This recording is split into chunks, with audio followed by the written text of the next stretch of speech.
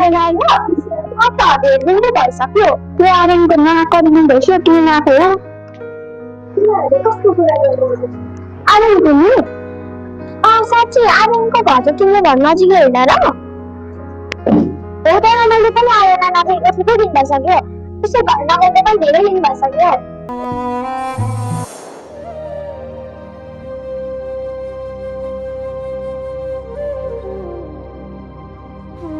आर्यनलाई मैले काम गर्दै गरेको देखेको थिएँ काम गर्दै थियो होइन होला उसको घरको अवस्था एकदमै कमजोर भयो के साँच्चै उसको घरको अवस्था त्यस्तो कमजोर छ र के गरेर पढे छोड्यो त तपाईहरुले लाउन पाउनु भइरहेको छ विद्यालयमा आएर यसरी पढ्न पाउनु भइरहेको छ यो सम्पूर्ण चाहिँ बाल अधिकार भित्र पर्दछ साधारण अर्थमा भन्नुपर्दा बालबालिकाले पाउनुपर्ने सम्पूर्ण हक अधिकार नै बाल अधिकार हो जुन व्यक्तिले बाल अधिकारको हनन गर्छ र बाल श्रम गराउँछ त्यस्ता व्यक्तिलाई कानूनले कडा सजाय दिन्छ त्यसैले बाल अधिकार भनेको बालबालिकाले पाउनुपर्ने नैसर्गिक अधिकार हो साँच्ची हामीले अस्ति भरे गुरुआमाले बाल अधिकार र शोषणको बारेमा पढाउनु भएको हैन आर्यनको कुरा त बाल शोषण सम्बन्धी र मेरो सांसद कुरा हो के गर्नु शोषणमा परेर हामीले के नै गर्न सक्छौं र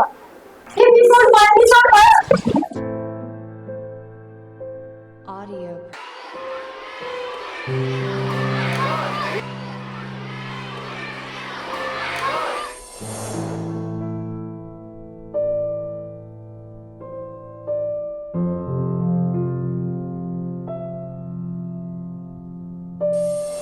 हामी सबैजना मिलेर उसको घर जन्मदिन पुरा गर्न ल अहिले छुट्टी भएपछि सबैजना जाने है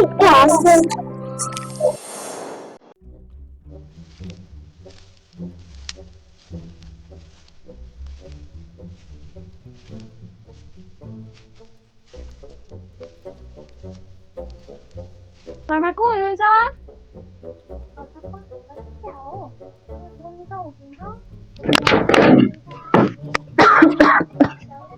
ए नानीको के काम थियो होला नमस्कार दादी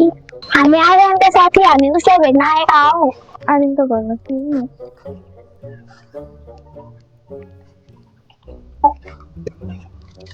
काकी आर्यन धेरै स्कुलमा आएको साथी किन आएको के गर्नु नानी बाबु घरमा पनि हेरेको छु आर्यनको बुबा गाउँमा जाँदा सुत्नु नै सुत्छ आर्यनले पनि काम नगरेमा हाम्रो हातको मुस्किल जोड्ने काकी आर्यनको काम गर्ने उमेर त अहिले भएकै छैन नि उसलाई त पढ्न लेख्न पो दिनुपर्ने हो त हो त अस्ति भर्खर हामी स्कुलमा सामाजिक विषयमा गुरुआमाले बाल अधिकारको बारेमा पढाउनु भएको थियो के गर्नु हल्लायो को तिमीहरू काम पाएन तिमीहरूले छोराको साथीहरू आर्यनलाई भेट्न आएका रहेछन्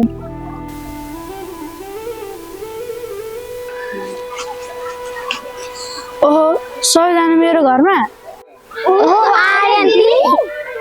सबैजनाको हालखबर ठिक छ सबैजना सन्चै छौ नि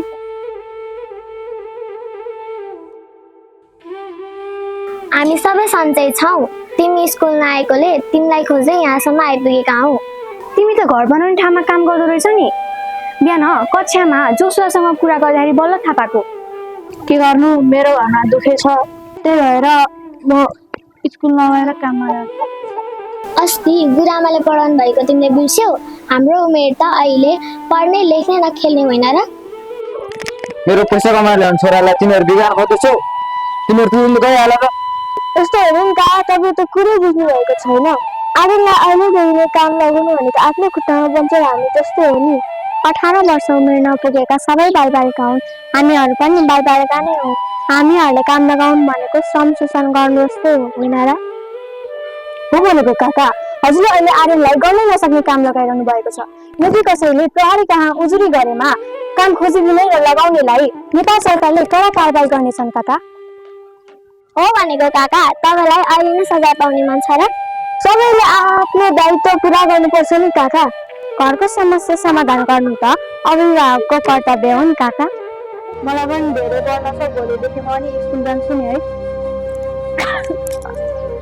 हो भनेको हामी पनि हाम्रो छोरालाई पढाउनु परिहाल्यो। म अनपढलाई के थाहा, म त कुलतमा फसिसकेँ। तेरो जीवनलाई नराम्रो हुन दिदिन बाबु। त भोलिदेखि नै स्कुल जा। बाई बाई आर्यन, भोलि स्कुलमा भेटौँला।